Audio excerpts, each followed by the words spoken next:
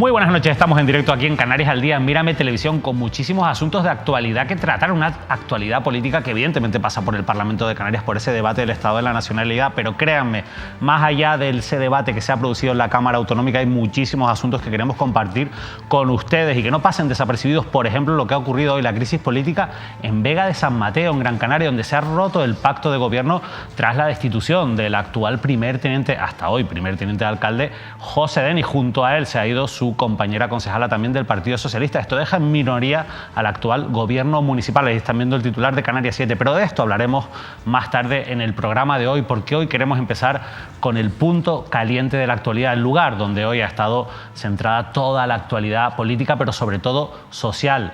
Costa del Silencio, en Arona, en el sur de Tenerife, con el desalojo, como han visto seguramente en muchos medios de comunicación, de 90 familias, muchas de ellas vulnerables, con menores a su cargo. Desalojo de un edificio que tenían ocupado desde hace años en Costa del Silencio. Vamos a hablar también de este asunto. Nuestro equipo, nuestra redacción, ha estado desplazado al lugar de los hechos, ha estado allí en ese desalojo que se producía en la mañana de este martes. En un reportaje de Marian Abdelaya vamos a conocer lo que nos contaban nuestros compañeros de la redacción de Mírame Televisión.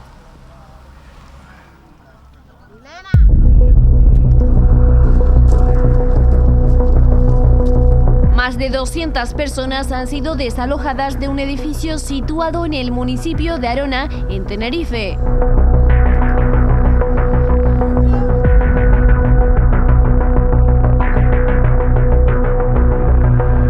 En la mañana de este martes, y como estaba previsto, se ha desplegado un amplio dispositivo de agentes de las fuerzas y cuerpos de seguridad del Estado para proceder al desahucio. Iris, de 27 años, denuncia la situación que está viviendo con su hija menor de edad.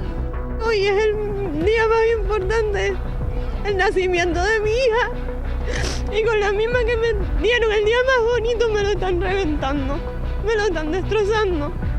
Este es el recuerdo que yo voy a tener siempre marcado en mi cabeza, el mismo día del cumpleaños de mi hija.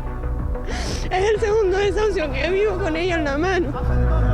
Que no podemos más, que basta ya con los alquileres vacacionales. Que se deben de estar diciéndoles a las familias que pongan solicitudes de viviendas de protección oficial, porque realmente es mentira. Lo único que están haciendo es acumular las listas de espera. ¡Basta ya! Y recalcar que, sobre todo, que servicios sociales, tanto como el equipo de menores como todos, tenían conciencia de que en 2021, que fue cuando entré yo, aquí había menores. Me dejaron empadronarme. Mi carnet de identidad sale la dirección de Chasna. O sea, si el edificio realmente está en derrumbamiento, no permiten que la gente con los menores entren, pongan bidones de agua, pongan placas, pongan de todo y se acondicionen las casas más o menos como puedan. En total fueron desalojadas más de una decena de personas, entre ellas mayores, enfermos, mujeres embarazadas y con discapacidad, que estaban residiendo en 44 viviendas de los bloques 8 y 10 del inmueble. Y ahora me veo en la calle con mi madre muerta, porque antes podría tener esa opción, pero ahora ya no. Entonces, yo lo único que pido es una vivienda digna para vivir, porque ya tengo 54 años ya y me veo inútil con una enfermedad y una incapacidad sin poder hacer nada. Yo lo que pido es una vivienda digna, porque miren cómo tenemos esto hoy. Yo soy sola, vale, pero esos son niños, es gente que vive aquí.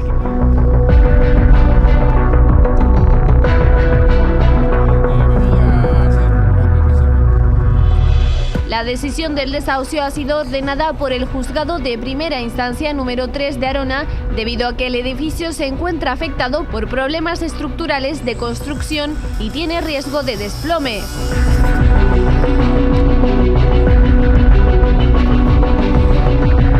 Lo único que queremos es reclamar una cosa, que si este edificio lleva 53 años, ¿por qué se preocupan ahora?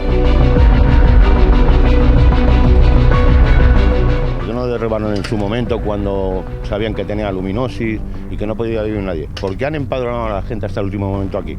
Es que es una incongruencia total. Nos niega el juzgado número 3 justicia gratuita, porque nos considera ocupas ocultos. Yo no soy ocupa. Yo cuando llegué aquí esa puerta estaba abierta, no había puertas, ni ventanas ni nada.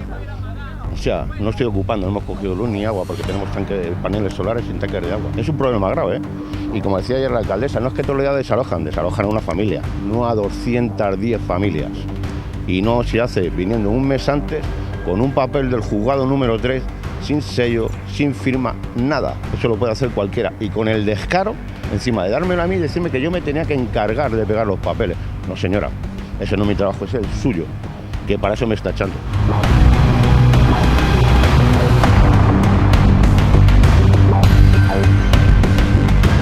No hay pabellones, no hay ningún pabellón, no hay ningún campo de lucha, no hay ningún sitio, nada, en serio. Eso me está diciendo la alcaldesa, que no hay ningún sitio. ¿Qué va a hacer esta chica? Dormir a la noche en el raso. Ahí hay un señor con una tienda de campaña que tiene una máquina de aire. ¿Dónde la va a enchufar? ¿Se va a morir en 5 días en la calle? No sé.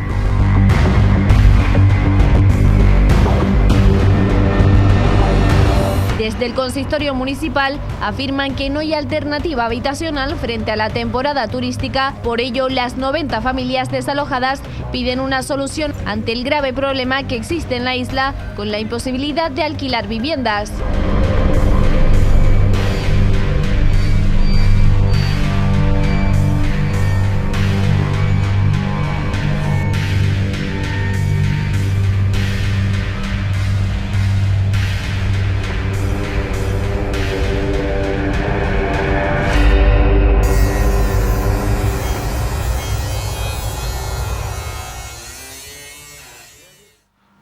Gran trabajo de nuestros compañeros de Marian Abdelaye y de Josué Lemes, que han estado hoy, insisto, en el lugar de este desalojo. Óscar Martín, periodista de Onda Cero Canarias. Buenas noches. ¿Qué tal, David? Muy buenas noches. Tremendas buenas noches a todos. imágenes, tremenda la cruda realidad que hemos vivido hoy en Arona. Sí, sin duda ha sido, yo creo que la noticia más dura, más dramática que se ha vivido durante las últimas horas en Canarias. No solamente en Tenerife, sino en Canarias, porque estamos hablando de un desalojo que, desde luego, hay muchas incógnitas, muchas dudas y muchas respuestas, sobre todo muchas respuestas que tienen que dar, no solamente en este caso, bueno, pues el gobierno autónomo, el ayuntamiento, el cabildo, sino yo creo que todas las instituciones, porque esto que ha ocurrido en Arona, en el sur de la isla de Tenerife, puede ocurrir en otro lugar, porque hay un problema grave habitacional en la isla de Tenerife, insisto, en toda Canarias, porque no hay alternativa ahora, que creo que es lo más grave del trasfondo de este asunto, para las 200 personas, 90 familias.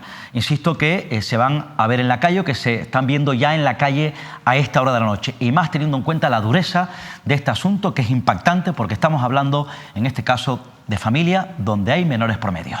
Bueno, al final en este ejemplo tan dramático de lo que está ocurriendo en Costa del Silencio, en Arona, yo creo que se refleja esas dos caras de la moneda y quizás sí. Arona es un muy buen ejemplo de ello, ¿no? Es un municipio rico turísticamente, es el tercer municipio con más plazas turísticas de Canarias y sin embargo con unos altos índices de pobreza que se demuestran en situaciones como esta y sin tener capacidad de dar una solución habitacional a, en este caso, esas 90 familias, muchas de ellas vulnerables, muchas de ellas con menores a cargo, muchas de ellas en situaciones de salud críticas. Que no tienen alternativa y con problemas de salud, mujeres incluso embarazadas. Estamos hablando de esa otra estampa, como dice, que hay que reflejar la contradicción de un municipio potente, rico en este caso, y además que lidera turísticamente junto a Deje y otros municipios, en este caso de Gran Canaria, Fuerteventura, Lanzarote, el principal, dicen, motor económico de esta comunidad autónoma. Y además este desalojo de estas familias, que insisto, supone un drama, un auténtico drama, es muy duro para esta familia,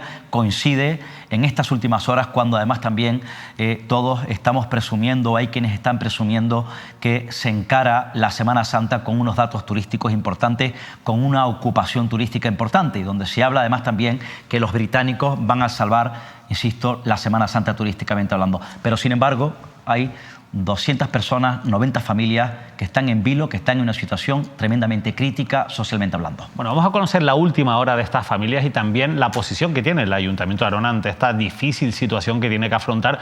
Insisto, hasta el momento, vamos a conocer la última hora, pero hasta el momento sin capacidad para poder asumir una solución habitacional digna para estas familias. Así que vamos a saludar a Ruth Martín, que es concejala de Servicios Sociales de Arona. Ruth, muy buenas noches. Hola, ¿qué tal? Buenas noches. Bueno, lo primero, Ruth, a esta hora de la noche, ¿qué nos puedes contar de la situación de estas familias que han sido desalojadas de este edificio de Costa del Silencio? Sí, pues bueno, más o menos calculamos que habría en torno a las 200 personas. La mayor parte lograron encontrar refugio en casas de familiares, de amigos. Hicimos especial incidencia en proteger a los menores, a los niños. Pudimos realojar a las madres con niños, pero ahora mismo hay muchas personas durmiendo en la calle. Enfrente del edificio decidieron acampar y tenemos allí muchas personas durmiendo. Van a pasar la noche allí. ¿Qué puede hacer el ayuntamiento? ¿Qué ha hecho el ayuntamiento hasta ahora? ¿Y qué van a hacer, sobre todo, en las próximas horas para evitar que haya gente de estas familias desalojadas que sigan durmiendo en la calle? Y sobre todo entiendo que para buscarle una solución al resto de familias que ahora mismo están pues, de prestado en casas de familiares o de amigos. Sí, ha sido un tema muy complejo, ha sido muy difícil trabajar por la falta de información que teníamos. Nosotros el día 6 de febrero recibimos en Servicios Sociales una notificación del juzgado donde nos comunican que van a producirse un desahucio de 44 viviendas en un inmueble en Costa del Silencio. No nos especifican cuántas personas hay, no nos identifican a las personas. Entonces empezamos, desde ese momento nos alarmamos, ¿no?, por la magnitud del desahucio y empezamos a recabar información, contactamos con activistas, les pedimos información, ellos nos organizan una reunión con los vecinos y a partir de ese día empezamos a trabajar de forma frenética para intentar buscarles una alternativa habitacional. Hemos tocado puertas en todos sitios, Gobierno de Canarias, Instituto Canario de Vivienda, Cabildo, Subdelegación del Gobierno, y no, pues, nos dicen que son competencias municipales y que tenemos que afrontar el problema nosotros desde Arona. Hemos intentado, ya te digo, buscar alternativas habitacionales para esta gente, pero no hemos podido, hemos fracasado, no hemos conseguido viviendas prácticamente para nadie. Es que no hay viviendas en el sur ahora mismo, hay un problema gravísimo con el tema de la vivienda y no hay viviendas en el mercado. Y Ruth, claro, yo tengo que insistirle, ¿no?, en el sentido de que, ¿y a partir de mañana qué? Usted ha sido muy clara, ha sido muy franca. Hemos fracasado, no hemos sido capaces de darle una solución, pero eso quiere decir que van a bajar los brazos, de que no van a seguir buscando soluciones. ¿Qué pueden hacer? ¿Qué otras puertas pueden tocar? ¿Qué herramientas tienen? Al final son un ayuntamiento, insisto, como decía antes, con un fuerte músculo turístico que probablemente pues, tenga muchos más ingresos que los que pueden tener otros ayuntamientos. ¿No tienen ningún tipo de solución o de alternativa, alguna vía que explorar en las próximas horas? No es cuestión de dinero hay, ¿vale? El problema está en que no hay viviendas, y no es un problema de Arona, es un problema a nivel Canarias. Ha colapsado el mercado de la vivienda en Canarias. De todas maneras, vamos a ver, se planteó la opción de habilitar un pabellón, un espacio, y desde el consistorio se rechazó. Entonces, en Servicios Sociales lo que hemos hecho es flexibilizar los requisitos para el acceso a las ayudas de emergencia. Nosotros tenemos un presupuesto de alrededor de 1,5 millones de euros en ayudas de emergencia, pero hay que cumplir unos requisitos estrictos. Entonces hemos acordado con el interventor municipal flexibilizar estos requisitos para que un mayor número de familias y de personas puedan tener acceso a estas ayudas. Uno de los requisitos es que no se puede hacer inversión en una vivienda sino en el municipio de Arona. Vamos a flexibilizar ese requisito. No pueden acceder a estas ayudas sino personas que lleven al menos 6 meses empadronadas. Vamos a flexibilizar ese requisito. Ya está todo el equipo de Servicios Sociales trabajando en ello.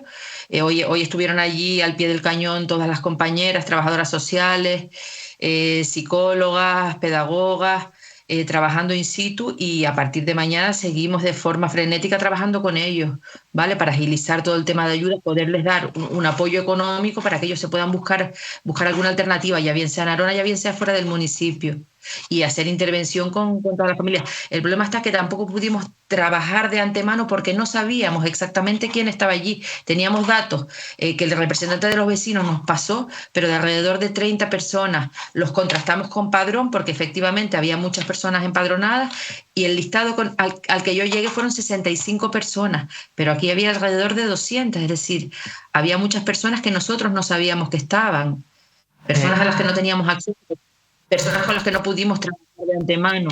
Entonces ha sido muy complicado el enfrentar esta situación, pero no hemos estado inactivos, te lo puedo asegurar, hemos estado trabajando hace un mes a tope. Ruth, hay una cosa que decía uno de los desalojados en el reportaje que hemos visto anteriormente, y decía que el informe que da pie o que pone sobre la mesa esa inseguridad del edificio y que da pie al desalojo posterior que se dicta desde los juzgados es del año 2021. A mí me gustaría saber, si hay un informe desde 2021, ¿por qué se ha tardado tanto en desalojar a estas personas? No sé si usted lo sabe, pero al final han pasado más de 3 años con una supuesta inseguridad para desalojar a unas personas que estaban viviendo, insisto, supuestamente, según ese informe, en un edificio, en un inmueble que generaba un riesgo para su seguridad. Y hay otra cosa que también nos decía esta persona, y es que desde 2021 hasta ahora aseguraba él que se han empadronado a 60 personas en el municipio.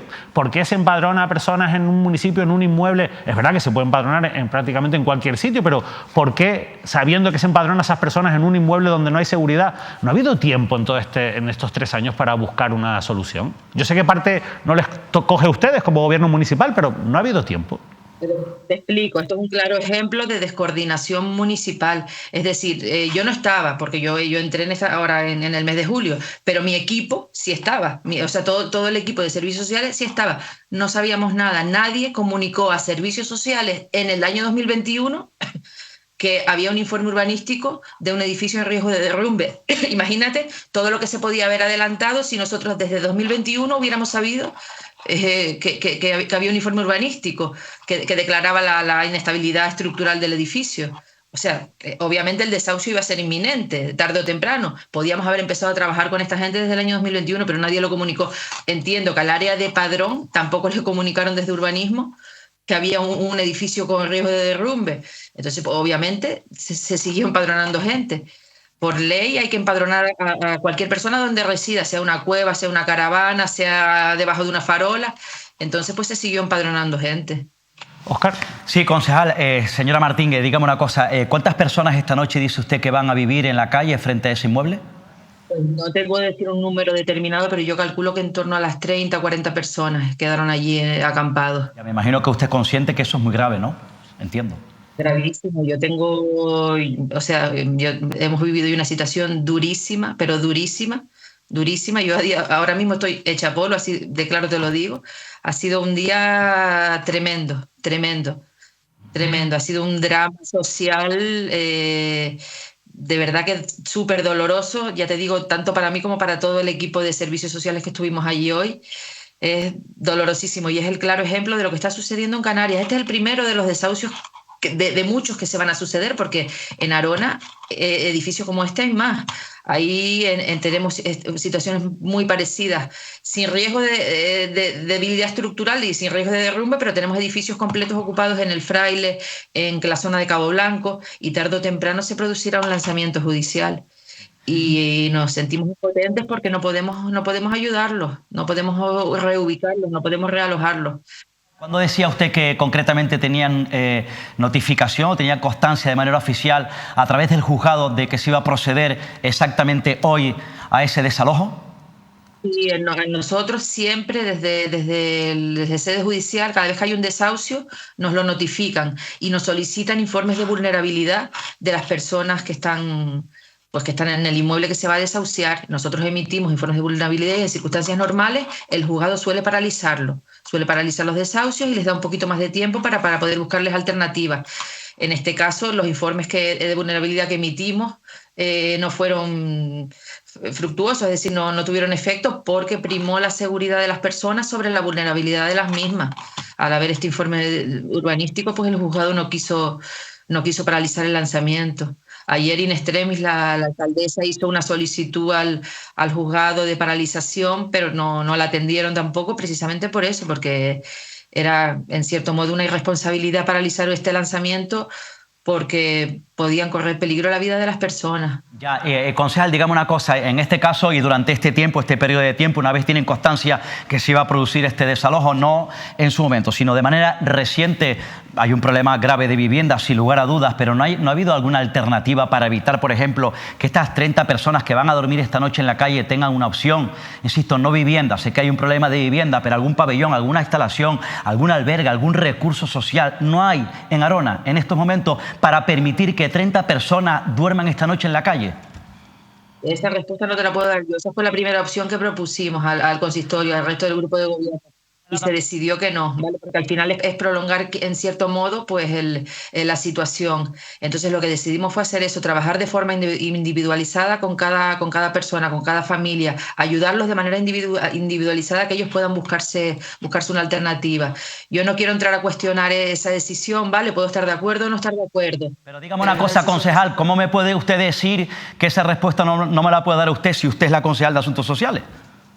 Pero no es una decisión mía, yo no tengo instalaciones deportivas, yo no tengo pabellones, eso es una decisión que tiene que tomar todo el grupo de gobierno y se decidió, ya te digo. ¿Y la alcaldesa cuál es la decisión de la alcaldesa? ¿Es contraria a la de usted? Eso no, yo no voy a contradecir nunca la decisión de mi alcaldesa, obviamente. Te puedo decir que puedo estar de acuerdo o no estarlo, pero la decisión que se tomó y a esta gente no se la va a dejar desatendida. Cierto es que fracasamos en buscarles una alternativa para esta noche, ¿vale? Pero vamos a seguir interviniendo con ellos. No vamos a dejarlos tirados, es decir, estamos con ellos y vamos a seguir intentando ayudarles. El Gobierno de Canarias, el Instituto Canario de la Vivienda, la Dirección General de Vivienda o el Cabildo de Tenerife, por ejemplo, ¿qué les dicen? Porque además forman parte, son del mismo partido que usted, Coalición Canaria y Partido Popular, en el Gobierno, en el Cabildo, en el Ayuntamiento de Arona. O sea, ¿no hay solución? ¿No pueden plantear alguna opción a un ayuntamiento como el de ustedes? Lo mismo, el Instituto Canario de Vivienda, estuvimos en Santa Cruz, yo y parte de mi equipo, nos entrevistamos con el director y con la persona que lleva el programa ProHogar.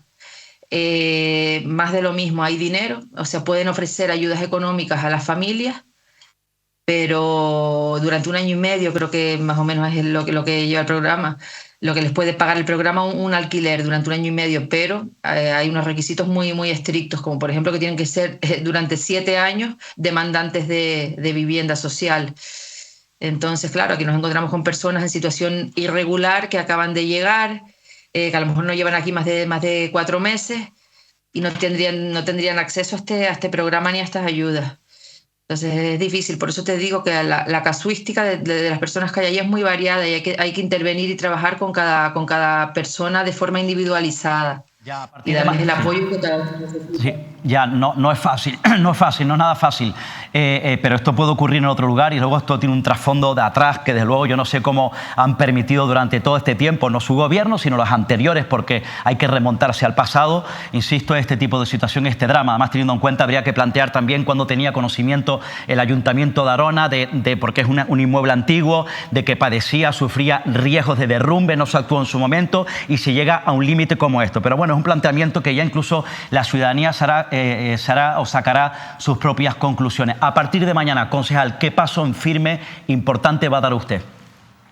Ayudas de emergencia a las familias e intervención por parte de las trabajadoras sociales. Es lo único que podemos hacer con ellos y lo que ya ellos saben que les hemos ofrecido. Tienen que desplazarse al fraile y pues tramitar todas las ayudas de emergencia, que las vamos a agilizar al máximo posible. Y luego ya te digo, mira, tenemos personas en situación de solicitantes de asilo político, ya estamos movilizando a ciertas asociaciones que trabajan con refugiados, es muy variada la casuística de personas que tenemos, ¿vale? Pero las tenemos identificadas y vamos a trabajar con ellos.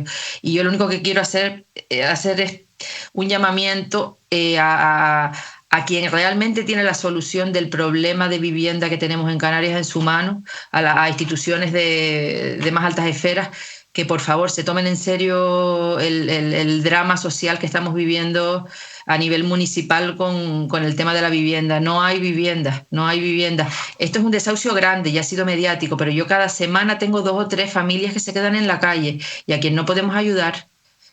Cada semana. El tema de los desahucios, de los lanzamientos judiciales se nos está yendo de las manos y se queda mucha gente en la calle. Hay que tomar medidas drásticas, quien pueda, o desde instituciones, gobierno central, gobierno de Canarias, cabildos, quien pueda, tiene que ayudar porque la situación social de las islas está al borde del colapso. Concejala, dos cuestiones ya rápidas. La verdad es que yo le agradezco que nos haya atendido y le agradezco también la franqueza con la que está hablando. Evidentemente es una situación compleja, es una situación muy delicada, es una situación que hay que abordar desde la humanidad y creo que, escuchándole, creo que ustedes lo han hecho. Otra cosa es que después, bueno, pues la realidad sea la que es administrativamente, la realidad de la situación de la vivienda, pero también es verdad que hay algunos instrumentos que se plantean. Por ejemplo, yo leía hace algunas semanas que si en Arona y en Adeje estos municipios, aprovechando la ley de vivienda estatal, se declarasen como zonas tensionadas, se podría rebajar hasta en un 40% el precio de los alquileres, que es uno de los grandes problemas para el acceso a la vivienda. ¿Por qué su ayuntamiento no da este paso, no declara esa zona tensionada en el municipio de Arona? Pues sí, obviamente, si lo que tú cuentas es así, tenemos que hacerlo de forma urgente, es evidente. Es evidente. A mí me preguntas cosas a nivel gestión municipal y yo soy la concejal de servicios sociales, entonces yo de lo mío te puedo responder lo que tú quieras, pero ya decisiones que no están en mi mano, sino en manos de todo el grupo de gobierno o en este caso a lo mejor de la alcaldesa, pues no te puedo responder, pero obviamente si eso que tú dices es así, es urgente declarar el municipio como zona tensionada. Le digo que es así porque lo publicaba, mira, el periódico El Día en Noticias del 29 de febrero, en base en este caso a los datos del Sistema Estatal de Referencia de Precios de Alquiler de Viviendas. La información, insisto, está publicada y por eso le preguntaba y habla de que en estos dos municipios se podría reducir el precio de la vivienda en un 40%. Es verdad que eso no es una competencia directa y eso lo tiene que aprobar el Pleno del Ayuntamiento, pero evidentemente son cuestiones que hay que poner sobre la mesa. Y la otra pregunta que yo le quería hacer, que tampoco es una competencia directa suya, pero me gustaría conocer su opinión, porque al final usted es la que representa los servicios sociales, ¿no?, en el Ayuntamiento y tiene ese papel tan delicado. Hemos visto cómo recientemente se ha aprobado ese plan parcial del Mojón en el que se plantean incluso la construcción de 6.000 nuevas, son plazas residenciales, no turísticas, residenciales, pero no hay ninguna vivienda de protección oficial, según se ha publicado, entre esas que se van a construir en el plan parcial del Mojón, que prácticamente es crear una mini ciudad nueva dentro del municipio de Arona, en la zona de los cristianos. ¿A usted le parece coherente que en una situación como esta se vaya a hacer esa construcción, esa inversión urbanística sin que se puedan reservar viviendas oficiales, viviendas para alquileres sociales, por ejemplo? Posiblemente por el precio del metro cuadrado en los cristianos, no creo que sea la zona adecuada el plan parcial del Mojón para hacer vivienda social, pero sí hay otras muchas áreas en el municipio donde es necesario hacer inversiones grandes en vivienda social. Precisamente no creo que, ya te digo, que el plan parcial del Mojón sea el lugar idóneo para ello, pero sí que hay muchísimas otras áreas del municipio donde es necesario construir vivienda social, pero ya, empezar ya. Llevamos como 20 años. Yo creo que las últimas viviendas sociales que se entregaron fue en la época del alcalde Berto Reverón, casi ya hace 20 años. Durante 20 años no se ha vuelto a hacer inversión en vivienda social y es necesario hacerlo ya. Pues Ruth Guasimara Martín, de verdad, muchísimas gracias por habernos atendido e, insisto, por hablar con esa franqueza en un momento tan delicado. Usted ha querido dar la cara, ha querido defender la posición del Ayuntamiento. Evidentemente hay cosas con las que incluso usted lo ha sido clara, no está de acuerdo o tiene claro que no tienen las herramientas suficientes desde el Ayuntamiento y sobre todo que hay cosas que se deberían haber hecho mejor en los últimos años. Así que insisto, muchas gracias y ojalá que entre todas las administraciones puedan encontrar una solución digna para tantas personas, para los que hoy, esta noche, van a dormir en la calle, pero también para todas esas familias, no solo las de este edificio, sino las que, como usted nos contaba cada semana, bueno, pues acaban desalojadas o acaban en la calle o acaban sin tener un techo donde vivir. De verdad, mucha suerte. Muchas gracias. Bueno, Óscar, Ruth Martín, lo primero, tremendo el testimonio de Ruth Martín. Es de agradecer que haya dado la cara. Sí, ha sido sincera. Ha sido sincera, yo creo que ha sido franca. Nosotros, tú sabes que al final nos dedicamos a entrevistar a mucha gente y ella ha querido hablar desde la franqueza, pero es que detrás de esa franqueza se esconde un auténtico fracaso. Ella lo ha utilizado incluso ese término. Hemos fracasado como administración pública. Yo creo que lo que ha ocurrido hoy en Arona debería ser recapacitar a muchas personas. Entre 2 y 3 familias se quedan cada semana a la calle en Arona. Nos lo acaba de decir la concejala de Servicios Sociales. Ha hablado de descoordinación en el municipio, de personas que se empadronaban, de que no sabían, a pesar de que hay un informe de 2021, no sabían en los servicios sociales que se iba a desalojar a esas personas. ¿Cómo puede ocurrir esto? Es para indignarse, Óscar. Es realmente dramático lo que está pasando en Costa del Sol. Sin lugar a dudas. Y que no sea porque los colectivos sociales, los activistas en materia de vivienda lo llevan anunciando, lo llevan advirtiendo durante mucho tiempo, porque los activistas sociales son los que están denunciando un día sí, otro día no, otro día también, que se están estaban produciendo episodios de desahucio. Y además también llevan los activistas sociales denunciando que esta situación se podría producir y de hecho ha sido una realidad en esta jornada. De hecho, la propia concejal, bueno, pues dijo que cuando se enteraron a través de las resoluciones de este juzgado de Arona, tuvieron que ponerse en contacto con los activistas sociales para que les pusieran sobre la mesa una radiografía social de todas estas familias que hoy se quedan en la calle. A mí me parece tremendo, me parece gravísimo que esta noche que se permita que Tenerife, que la clase política, las autoridades políticas de Tenerife y de Canarias permitan que 30 familias, lo ha confirmado la propia concejal, 30 familias pernocten, duerman en la calle esta noche frente a un inmueble en un municipio como Arona, en el sur de la isla de Tenerife. Por tanto, yo considero que esto es un fracaso de la clase política y yo entiendo además también a la propia Martín, a la concejal, donde dice que, bueno, ella viene a decir que también se siente fracasada. ¿Cómo no se va a sentir fracasada una concejal de Asuntos Sociales que se va a dormir esta noche a su casa sabiendo que hay 30 familias durmiendo en la calle? Yo soy ella, desde luego no dormirían toda la noche y me sentiría fracasado. Por cierto, me ha llamado la atención también. Bueno, yo pongo en valor su franqueza, pero a mí me ha inquietado cuando le planteo en este caso qué alternativas, si durante todo este tiempo no han planteado, insisto, durante las últimas semanas o durante este último mes, una alternativa a un pabellón, una instalación deportiva para las personas que pudiesen quedarse en la calle, y que de hecho así ha sido. Y bueno, voy a decir que no, que esa el gobierno municipal lo ha rechazado. Claro, y ella ha venido a decir que no ha sido una cosa de ella. Que no ha sido una decisión de ella. Claro. Ahí gobierna Coalición Canaria, el partido de la señora concejal de Asuntos Sociales, junto al Partido Popular y Más por Arona. Por cierto, Más por Arona, los ex del Partido Socialista, que gobernaron Arona durante este tiempo con mayoría absoluta. Quiere decir, por tanto, que bueno, se ha quedado en una situación de debilidad en esa toma de decisiones, nada más y nada menos que la concejal de Asuntos Sociales. Ha sido franca, pero a mí políticamente, en clave política, me ha llamado poderosamente la atención. Quiero decir además también, a esta hora de la noche, por cierto, es decir, pidió ayuda, auxilio al Instituto Canario de la Vivienda, a la Dirección General de Vivienda de la Comunidad Autónoma, en cualquier caso al Gobierno regional.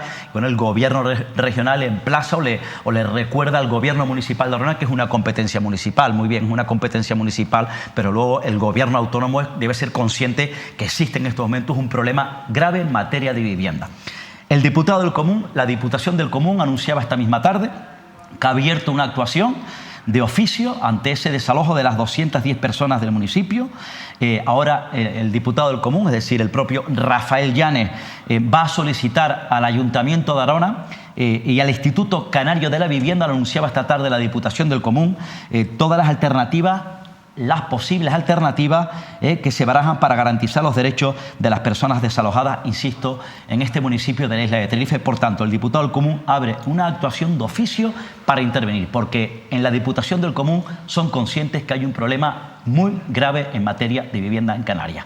Y cuando desde luego pasan más de 20 años y no se construyen viviendas sociales en esta comunidad autónoma, ocurren dramas, insisto, gravísimos, como lo que se está viviendo a esta hora de la noche en Arona, en el sur de la isla de Tenerife. Bueno, la verdad es que podríamos quedarnos con muchísimas cuestiones, podríamos seguir dándole vueltas. Lo bueno es que como aquí tenemos muchos programas, vamos a seguir insistiendo. Por supuesto, vamos a seguir de cerca qué va a pasar con estas personas, pero vamos a seguir esta triste realidad, porque hay una cosa que también decía la concejala que es verdad. Al final esto es un problema de gran parte de Canarias, es un problema y una realidad con la que nos vamos a tener que enfrentar prácticamente cada semana. Ellos se enfrentan, lo decía, con 2 o 3 familias que se quedan en la calle cada semana, pero la clave, lo decía Óscar, hoy, donde está la noticia, en Arona, en Costa del Silencio, hay 30 personas que se van a quedar en la calle, entre otras cosas, que van a dormir en la calle, entre otras cosas, porque el Ayuntamiento, el grupo de gobierno, ha decidido, Más por Arona, Partido Popular, que tiene la alcaldía, y Coalición Canaria, que por ejemplo gestiona los servicios sociales,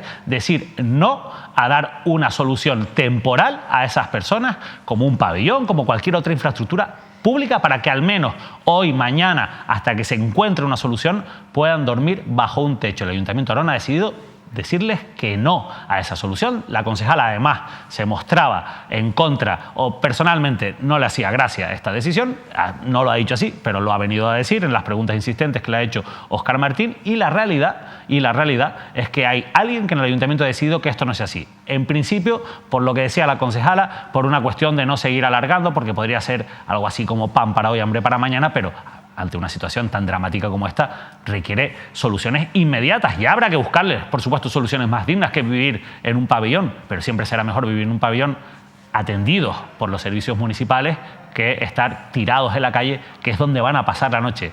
Al menos hoy, 30 personas de esas más de 200 desalojadas por una decisión judicial por el riesgo que padece ese inmueble. Insisto, un informe que se conoce desde el año 2021, después de ahí han empadronado a más de 60 personas y, como nos decía la concejala, en ese gran fracaso de la administración pública, por falta de coordinación, no han sido capaces de ponerse de acuerdo, ni siquiera para conocer estos datos, para buscarle una solución de estos más de 3 años que llevan, insisto, bajo la amenaza de un desalojo estas familias, más de 90 familias menores a cargo, muchas de ellas vulnerables, situación crítica la que se está viviendo en Arona. Bueno, vamos a continuar. A mí se me hace muy complicado después de todo esto ahora ponerle cortes de los diputados y diputadas en el Parlamento de Canarias hablando de cosas, algunas importantes, otras menos importantes, pero hablando de sus cosas políticas, quizás con una frialdad que no es la que se requiere en un momento tan crítico como el que hay ahora, con una situación social tan dura como la que estamos viviendo en Canarias. Antes de ir a otro asunto también interesante que hemos conocido en las últimas horas, quería comentarles también una novedad que ha habido en torno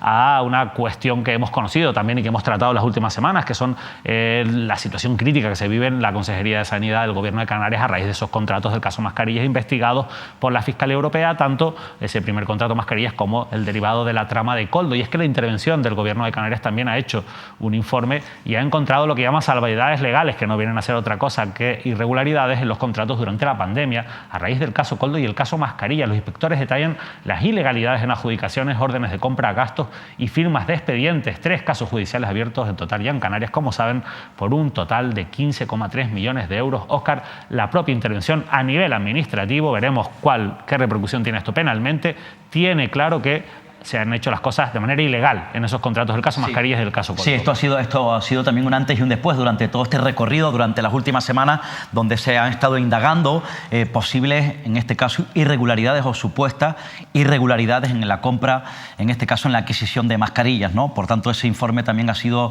revelador, independientemente de la causa judicial abierta, en este caso con el primer caso del caso Mascarilla. Como saben, en este caso la supuesta estafa de 4 millones, el pago de 4 millones. Primer caso, como contaba el otro día, recordarán, en este caso que se investiga en un juzgado de la capital Gran Canaria. Bueno, la ramificación del caso Koldo en esta comunidad autónoma la denuncia también, como saben, en la Fiscalía. En total, cerca de 16 millones que pudiesen estar en este momento bajo la lupa de la justicia. Sí que es verdad que, bueno, pues hay que ver cómo va caminando o cómo van caminando esas investigaciones. Por cierto, parece ser, por lo menos apuntan algunas informaciones, que todavía el gobierno, es decir, no ha recuperado, esa era la promesa del gobierno del Pacto de las Flores, de Ángel Víctor Torres como presidente, recuperar por lo menos, ir recuperando parte de ese dinero supuestamente estafado, de los 4 millones. Parece ser que todavía no han recuperado ni un céntimo de ese dinero, que era el principal objetivo, en este caso, del anterior gobierno del Pacto de las Flores. Es verdad también, decía hace escasamente unos minutos, que bueno, pues hoy se ha celebrado la primera sesión del debate sobre el estado de la nacionalidad canaria en el Parlamento Regional, en la primera intervención durante la mañana del presidente, de Fernando Clavijo, donde hace una radiografía de su gestión. Para eso está el debate sobre el estado de la nacionalidad canaria. Luego turno por la tarde, en este caso de los grupos de la oposición, concretamente el Partido Socialista, el principal líder de la oposición, Nueva Canaria y Vox. Ahí, bueno, pues sobrevoló, no durante mucho tiempo, las investigaciones o los casos de investigación de las mascarillas, y me llamó la atención, llamó la atención quizás al gobierno de Coalición Canaria Partido Popular, porque yo seguí el debate a primera hora de la tarde, en la intervención a las 4 de la tarde, Sebastián Franqui, el portavoz del Grupo Parlamentario Socialista, nada más presentarse en el atrio, en el hemiciclo, lo primero que dijo, pues en sus primeras palabras de discurso, para replicar el discurso, en este caso, del presidente Fernando Clavijo, fue hablar, en este caso, de la corrupción o del caso Mascarilla, donde dijo que no tienen nada que ocultar. Ya lo decía, de hecho, hecho la semana pasada aquí en Mírame Televisión, que bueno, decía concretamente que si alguien en la esfera pública, lo decía esta tarde, o privada, quiso aprovecharse de la fragilidad del momento para lucrarse, que lo pague con todas las consecuencias. Y en este caso, bueno, pues ha dicho que habrá tolerancia cero y que va a combatir su partido más que nadie los posibles o supuestos casos de corrupción. En la intervención de réplica de Fernando Clavijo, el presidente, le llamó la atención. Le vino a reprochar al propio Sebastián Franqui que en su intervención, con todos los problemas, decía Fernando Clavijo, que habían en Canarias y de los que había apuntado en su intervención, le parecía inoportuno que arrancara hablando de los casos de corrupción de mascarilla, diciendo que apelara a dejar a Canarias fuera del espectáculo lamentable nacional. En cualquier caso, mientras, lo triste es, como decías David, mientras estamos contando esta noche un drama donde cientos de personas han perdido su refugio, una casa, en algunos foros, en el Parlamento Regional, en el Senado, por cierto, hoy también, el senador por Gran Canaria, Sergio Ramos, le planteaba sobre estos casos al señor Torres, al expresidente canario y actual ministro. Mientras se está hablando de corrupción, hay personas que esta noche, repito, no pueden dormir porque van a estar en la calle y están perdiendo sus casas.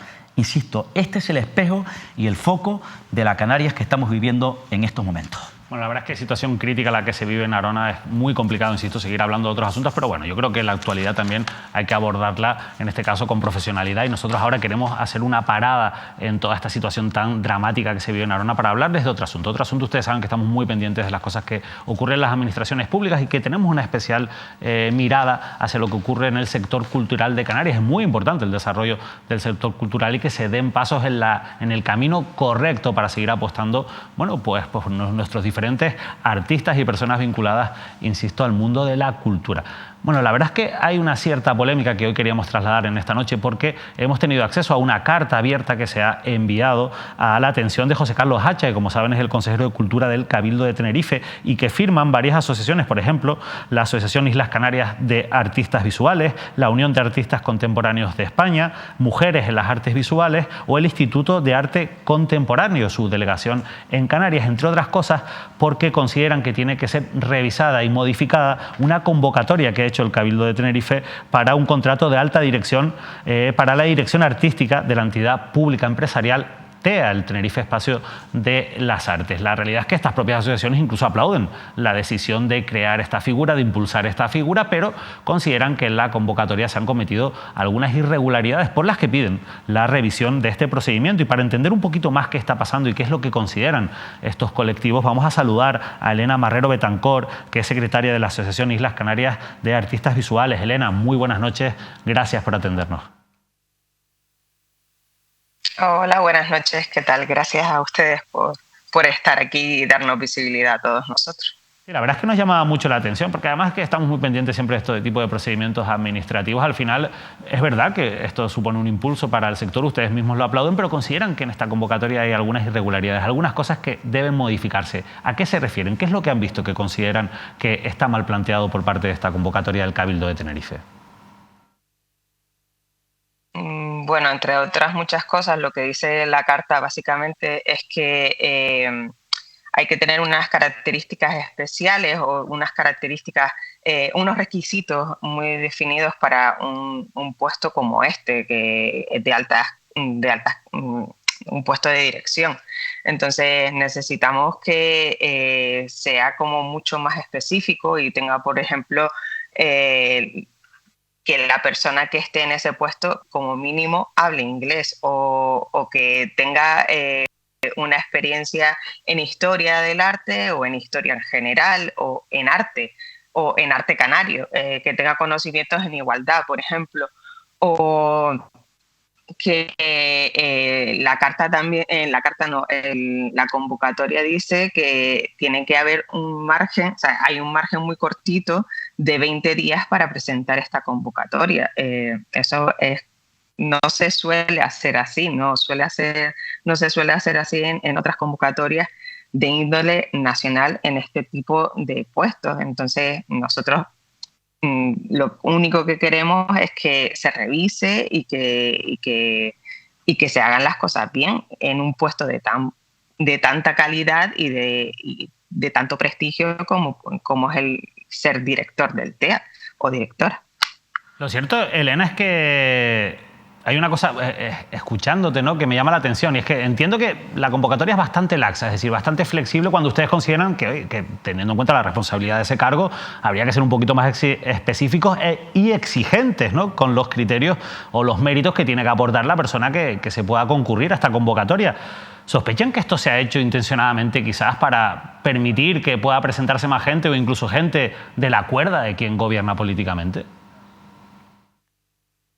La verdad es que no tenemos ni idea. Nosotros nos regimos realmente porque hemos visto la convocatoria, creemos que debe de ser mucho más específica para un puesto de esta índole, y si hay alguien que esté detrás o que esté puesto a dedo o como quiera llamarse, pues eso no lo sabemos, no tenemos ni idea. Nosotros creemos y vemos la necesidad de que en una dirección de un centro de arte contemporáneo como es el TEA, necesita a alguien que tenga mucha calidad, experiencia, al igual que, digamos, el Centro de Arte 2 de Mayo o el IBAM o el MUSAC, ¿sabes? Que tenga esas características, que tenga mucha calidad, y creemos que la convocatoria no tiene esos requisitos.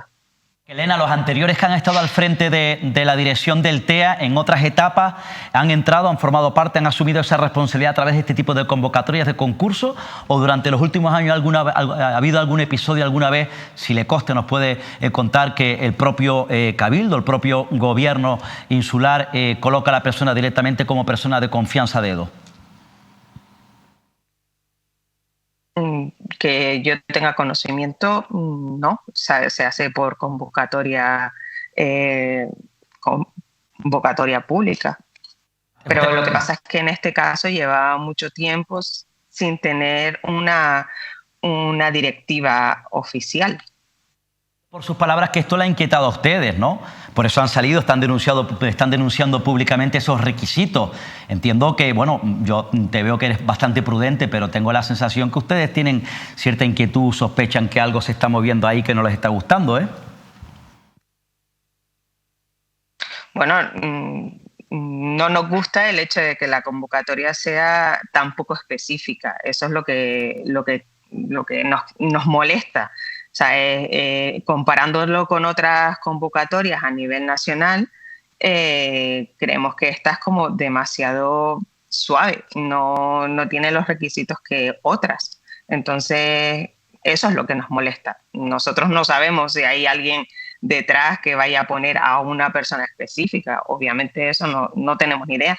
Pero sí es verdad que con respecto a esta convocatoria necesitamos que haya unas especificidades que son los que nos merecemos los artistas canarios y el arte en Canarias en general. El arte contemporáneo en Canarias necesita una dirección en un centro como el TEA que tenga unos requisitos muy específicos y de buena calidad.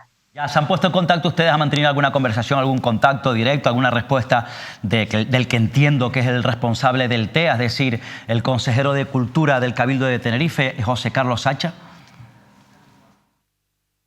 No nos hemos puesto en contacto con él directamente. Vimos la convocatoria y fuimos por la vía legal, como se suele hacer en este tipo de convocatorias.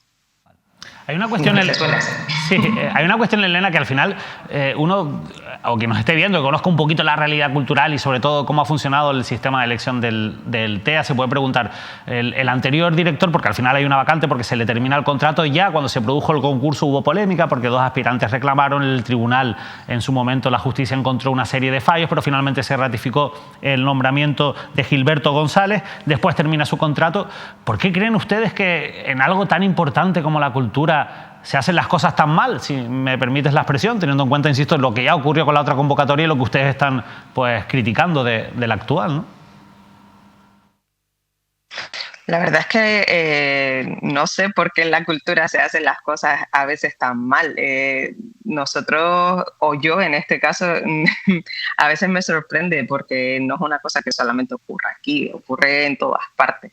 Entonces, creo que es un medio también fácil de llegar a muchos lados, pero realmente no tengo ni idea de por qué la cultura se usa para hacer las cosas tan mal, cuando realmente todos estamos, nos favorecemos de la cultura en general, o sea, de las artes escénicas, del cine, del arte plástico, y al final siempre somos todos nosotros los perjudicados. Nos cortan recursos económicos, nos aíslan, somos los que todavía no tenemos unos estatutos bien hechos. Pues no lo sé, la verdad es que no lo sé. Y además que aportamos muchísimo al país. No, y al Producto Interior Bruto, por supuesto, todo eso. Al final, tal es así, Elena, y ya con esto nos despedimos, pero quería aprovechar que te tenemos para comentarlo, que en Canarias, como sabes, se aprobó una ley de la cultura, la Ley de la Cultura de Canarias, en la que se blindaba la financiación al sector cultural, hasta el punto de que se disponía que el 2% del presupuesto se tenía que destinar a la cultura. Sin embargo, los presupuestos de la Comunidad Autónoma de este año se han incumplido ya la ley que aprobaron los propios diputados del Parlamento de Canarias. ¿A ustedes qué opinión les merece desde su asociación el hecho de que se incumpla una ley de cultura? Primero, que se apruebe, que sea ambiciosa, que se plantee, sea la primera comunidad en blindar esa financiación, y que después, a las primeras de cambio, bueno, pues no cumplan la ley. Pues nos hemos unido muchas asociaciones culturales de Canarias sobre todo para esto, para llegar a un acuerdo, a ver qué pasa y por qué ha pasado y ha sucedido todo esto, y estamos en proceso de diálogo con el gobierno de Canarias para que esto no vuelva a ocurrir el próximo año. Bueno, pues Elena. No, digo que te iba a decir que bueno, que espero que esas negociaciones o esas conversaciones sirvan para algo, pero insisto, claro, es que al final esta ley se aprobó a principios de año, de 2023, y en pocos meses después, cuando se hizo el presupuesto, se incumplió. Sí. No sé si lo ven como un desprecio al sector cultural. Sí, quitaron como 9 millones de euros al sector cultural, y dentro de lo que cabe no es un desprecio, sino es un incumplimiento de lo prometido, ¿no? De lo que nos prometieron y que al final no han hecho. Entonces, somos siempre los peor parados. A sanidad, cultura y educación nos quitan siempre. No sé por qué. Y es lo necesario en este país. Somos los que sacamos el país adelante, ¿no? Bueno, pues Elena Barrero, de verdad, muchas gracias por habernos atendido y sobre todo también por habernos ayudado a entender qué está pasando con esa elección, esa convocatoria para la dirección artística del TEA, y para hablar un poquito también del sector cultural, que siempre viene bien. De verdad, muchas gracias, buenas noches. Muchas gracias, buenas noches. Nada, nos vamos unos minutos a publicidad y así también recapacitamos sobre todo lo que les hemos contado en esta primera parte del programa. La verdad es que todavía estamos pensando en cómo es posible que hoy haya 30 personas durmiendo en la calle porque no hay ninguna solución, o porque no ha querido el Ayuntamiento de Arona que haya alguna solución, aunque sea temporal, para acoger a estas personas. Volvemos en unos minutos con más actualidad.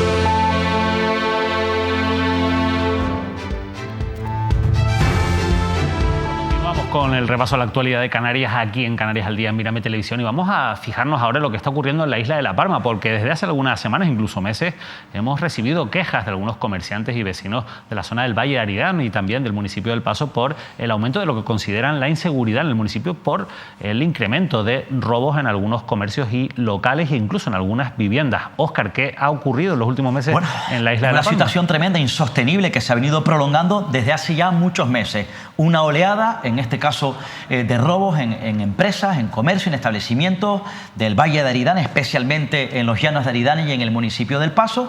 Insisto, desde hace mucho tiempo los comerciantes y empresarios han creado un frente en común, han mantenido reuniones para abordar una situación insostenible. No olviden que además los empresarios, los comerciantes del Valle de Aridane vienen de arrastrar una dura situación, se vieron tremendamente golpeados económicamente por los efectos de la erupción del volcán y bueno, no están dispuestos a seguir, insisto, ante una situación de episodios de robo en el Valle de Aridane. Esta situación la comunicaron al propio Ayuntamiento del Paso, la comunicaron al propio Ayuntamiento de los Llanos de Aridane. Es verdad que se celebraron algunas juntas de seguridad. De hecho, recientemente hubo manifestaciones de comerciantes de los Llanos de Aridane frente a las puertas del Ayuntamiento. Los consistorios, los ayuntamientos dieron parte a la Dirección Insular de la Administración del Estado en la isla, también a la delegación del Gobierno en la isla y parece ser que ya, insisto, se están tomando medidas. De hecho, si no me equivoco, también al Gobierno autónomo, es decir, durante los últimos días ya parece ser que está patrullando concretamente los Llanos de Aridane un equipo, en este caso de la Policía Canaria, y parece ser también, no sé si en el Paso, pero sí en los Llanos de Aridane, se ha reforzado la presencia, en este caso, de la Guardia Civil, que es quien tiene la competencia en el Valle de Aridane. Insisto, una situación insostenible, en este caso, para los comerciantes. Quiero decir también, hay un hecho importante, es decir, que en las últimas horas he podido conocer que se procedió a la detención de, al parecer, uno de los individuos que ha estado protagonizando robos, en este caso en los Llanos de Aridane, un joven de 19 años, alguno que otro, que, por cierto, después de haber sido detenido por la Guardia Civil, pasó a disposición judicial y la jueza, en este caso, de instrucción de los Llanos de Aridane, ha ordenado su ingreso en prisión. Una situación, insisto, que ha venido provocando un auténtico quebradero de cabeza a las autoridades y a los comerciantes y empresarios del Valle de Aridane. Bueno, una situación que vamos a intentar profundizar en ella. Vamos a saludar a Iván Benítez, que es el presidente de la Asociación de Empresarios de El Paso. Iván, muy buenas noches, gracias por atendernos. Hola, buenas noches. Bueno, ¿cuál es la situación sobre todo a día de hoy? ¿Ha mejorado ese clima de inseguridad que han venido viviendo en los últimos meses? Sí, llevamos ya unos 3 meses con estas personas de lo ajeno. Ahora mismo está sacando, esto fue en Tazacorte, en Teneguía, y ya van cara descubierta, ¿no? Hemos encontrado incluso de día en la zona del Valle, Los Llanos, que precisamente Óscar conoce bastante bien esta isla, con hurtos ya a cara descubierta. Entonces, bueno, hemos tenido una reunión que es la que están sacando ahora mismo, en donde está la Federación de Empresarios, los empresarios de la comarca del Valle, estuvo también el Cabildo y los 3 alcaldes de la comarca oeste. En este caso, los más afectados. En este caso estamos hablando de Los Llanos, El Paso y Tazacorte.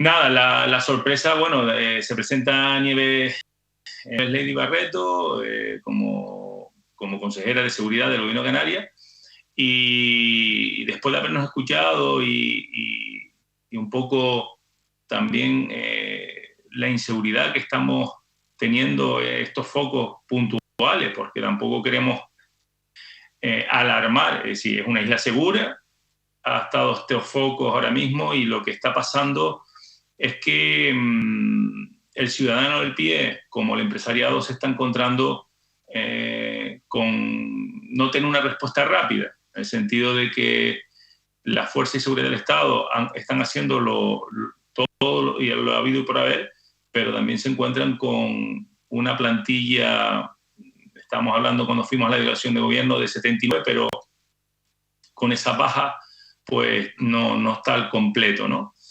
Por lo tanto, Nieves nos plantea en esa reunión pues traer a la Policía Autonómica como caso un poco extraordinario. Es decir, no podemos tener a la Policía Canaria de por vida, porque no solo en La Palma pasa este tipo de hurtos, ¿no? Estamos hablando de que se lleva como unos 3 meses, pero bueno, se ha optado por la Policía Canaria. Efectivamente, al día siguiente, después de la reunión, estaba la Policía Canaria. Y también lo que nos sorprende es que se habló de 2 o 3 días, y en este caso se está planteando, o ya está de lunes a viernes. Es decir, estamos hablando que se puede caminar por Los Llanos, ya los comercios están más tranquilos. Como acabas de decir, se han cogido algunos de esas personas que acuden a lo ajeno, porque ya se meten en casas, en comercios, y ya están todos localizados. Estamos hablando que empezaron un grupo de 3 y estamos hablando ya, pues, ya de 15 personas. Así que no son... Significativo, no son 2 o 3 personas. Quizás, Iván, es que se haya tenido que tardar tanto en resolver algo así, ¿no? En la isla de La Palma, que yo entiendo que por sus circunstancias, bueno, pues al final no requiere o no requeriría nada más de que hubiera voluntad y medios para poder, bueno, pues pillar a estas personas y poder identificarlas, poder conocerlas y, en este caso, tomar las medidas policiales y judiciales oportunas. ¿Por qué crees que se ha tardado tanto? A ver, hemos tenido varias reuniones con la delegación de gobierno y con la Guardia Civil, que ha estado ahí en esas reuniones, y muchas veces nosotros nos gustaría que fueran las cosas más rápidas, ¿no? La ley está como está, y muchas veces nos encontramos que era un poco la reivindicación del empresariado o del pie andante, que al día siguiente lo encontramos en la calle, ¿no? La ley, pues bueno, está así, y nos brindaba desde la delegación de gobierno y de la Guardia Civil, igual que nosotros, a nuestros asociados. En El Paso hay 102 asociados, 102 empresas. Siempre le hemos dicho de que denuncien. La verdad que muchas veces la empresa, cuando te entran a robar, yo fui uno de los afectados que me entraron a robar, al final, entre que tienes que dar la denuncia, más llamar al seguro, bueno, tienes 2 o 3 días no productivos, dependiendo de los destrozos que te hayan hecho. Entonces, al final, muchos de los asociados, por no dar el papeleo, no denunciaba. Y un poco desde las asociaciones y desde de las diferentes administraciones, estamos promoviendo que cuando veamos algo, ya por ciudadanía, que veamos, aunque no nos estén robando nosotros, a cualquier persona, yo creo que es una de las premisas que tiene que tener el ser humano o de un ciudadano ejemplar, ¿no? Iván, te decía que en cualquier caso no solo es una cuestión de civismo, sino también es una cuestión legal. Estamos obligados a denunciar ante cualquier autoridad. Es un deber. Un delito si lo estamos viendo. O sea, eso estamos obligados. Otra cosa es que después lo hagamos. Evidentemente las autoridades tienen un plus en ese sentido. Iván, muy rápidamente, decías que fuiste víctima también de un robo como empresario. ¿Qué fue lo que te ocurrió? ¿Cuál fue tu experiencia? ¿Qué nos puedes contar? Bueno, nuestra experiencia, entraron de madrugada y realmente destrozaron. Hicieron bastante destrozo. Yo por norma no dejo dinero en caja, igual que los demás comerciantes. Pero normalmente entran para ver si hay algo, ¿no? A mí me rompieron, se fumaron hasta un par de cigarros dentro del local. Y de valor, más bien destrozaron. Es verdad que, por ejemplo, en el Atlético Paso entraron y se llevaron dinero. Se llevaron una cantidad, una recaudación que tenían y se llevaron dinero. Pero principalmente lo que buscan ellos es para el uso del día a día de ellos, ¿no? Se habló también en la reunión de intentar, como los tenemos localizados, intentar, que sé que los servicios sociales de los diferentes ayuntamientos están trabajando con ellos, ¿no? Pero intentar reunirlos y escucharlos, porque yo creo que en esta vida, si no me corrige, hay que escuchar a la gente, porque cada uno tiene sus problemas y sus cosas, ¿no? Pero bueno, ahora está encaminado un poco todo, dar tranquilidad a la ciudadanía y a la gente de La Palma y a los que nos visitan, que ahora viene Semana Santa, y darle las gracias pues a Nieves Lady por ese pulso fuerte y ese puñetazo sobre la mesa, y también pues un poco a la Guardia Civil, que también ha estado en todo con buenos diálogos, y la delegación de gobierno, pero ha habido un cambio radical. Doy ahí un lanzamiento a favor también a la justicia y un poco a que nos escuchen, a que las fuerzas y seguridad del Estado, como la policía local, la policía canaria, esté sumándose a que cada vez pues, bueno, se solucione dicho problema, ¿no? Al final es una cuestión de seguridad ciudadana también, y yo creo que es importante, Iván, ese mensaje de mandar tranquilidad. No hay un problema grave de inseguridad, había un problema puntual de inseguridad, eso sí, que se alargó demasiado en el tiempo, pero por suerte parece ser que ya está aplacado. Nosotros nos alegramos mucho, Iván. Muchísimas gracias, eso sí, vamos a seguir muy pendientes, por supuesto, de lo que ocurre en unos municipios tan importantes, tan afectados como han estado por esa crisis volcánica, y lo menos que necesitan ahora son pequeñas crisis, aunque sean de inseguridad. Ojalá que sigan en esa recuperación lenta, pero recuperación en la que se encuentran en estos momentos. De verdad, Iván, muchísimas gracias por atendernos. Buenas noches. Buenas noches, muchas gracias a ustedes.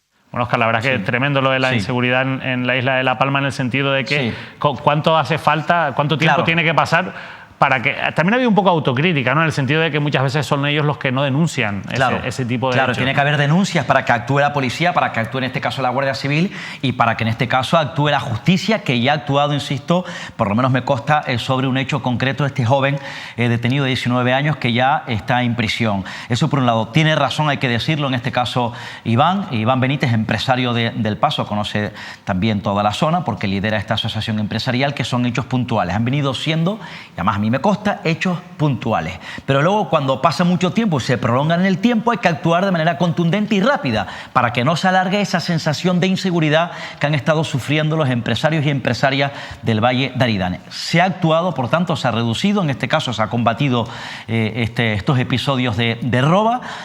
Ha actuado la Policía Canaria, está actuando la Policía Canaria, ha actuado la Policía Local de los Llanos de Aridane y del Paso, y también la Guardia Civil. Quiero decir, en este caso, dicho lo dicho, que, como decía David, la isla, La Palma, es una isla tremendamente segura, por cierto. Por la parte que me toca, aprovecho para que en Semana Santa el resto de los canarios visiten, disfruten de la isla de La Palma. Lo digo porque bastante que le hace falta económicamente. Bueno, sin duda que sí, y sobre todo, vean, por noticias como la que vamos a comentar a continuación. Ven este titular que nos ha llamado tanto la atención. No sé si tenemos no tenemos el titular, sino el total, perdón, me van a disculpar, del presidente del Cabildo de La Palma, Sergio Rodríguez, porque el Cabildo de La Palma va a tener que devolver 7 millones de euros del dinero que llegó para la carretera del Roque. Así lo comentaba, insisto, Sergio Rodríguez, presidente del Cabildo de La Palma. El Ministerio de Transporte, Movilidad y Agenda Urbana, a través de la Dirección General de Carreteras, otorgaba a este Cabildo en el año 18 y 19 4 millones, el 18 4 millones, el 19 para la mejora del acceso de la vía al Roque de los Muchachos.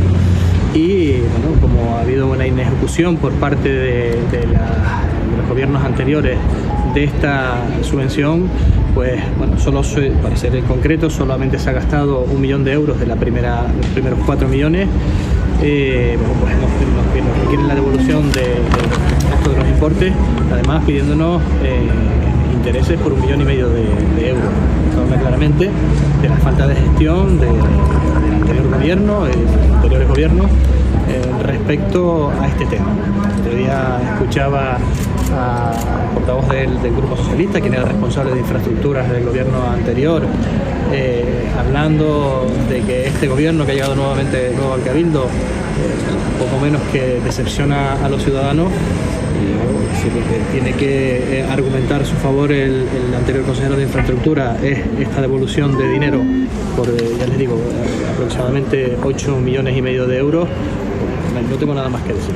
Bueno, ya ven, 7 millones de euros por no ejecutar un dinero, una subvención que llegaba a una dirección general del Ministerio de Transportes para ejecutar una carretera que consideran fundamental en la isla de La Palma. La verdad es que es tremendo, sobre todo esa dejadez política, Óscar, en una isla de La Palma. Es verdad que esto es una cuestión del anterior gobierno, lo explicaba el propio presidente actual, Sergio Rodríguez, pero parece impensable, ¿no?, que pueda llegar dinero público y que no se gaste, bueno, por una mala gestión. Sí, y en este caso entiendo yo, además también se refiere concretamente a 2018-2019. Sí. Entiendo además también, hay que decir que durante los últimos gobiernos, los últimos años, ha estado gobernando en La Palma Partido Popular, Partido Socialista, en ese pacto PP-PSOE. Ahora tiene coalición canaria la mayoría absoluta y viene a gobernado en el gobierno de España el Partido Socialista y también el Partido Popular. Y es una subvención que, si no me equivoco, viene del Estado. Desde luego tiene que devolver, pues es una tristeza, da mucha pena, lo ha expresado el propio presidente del Cabildo, por cierto, el exalcalde del municipio del Paso y ahora diputado regional de Coalición Canaria. Pues, ¿qué quieren que les diga? Yo estoy de acuerdo con el propio Sergio Rodríguez.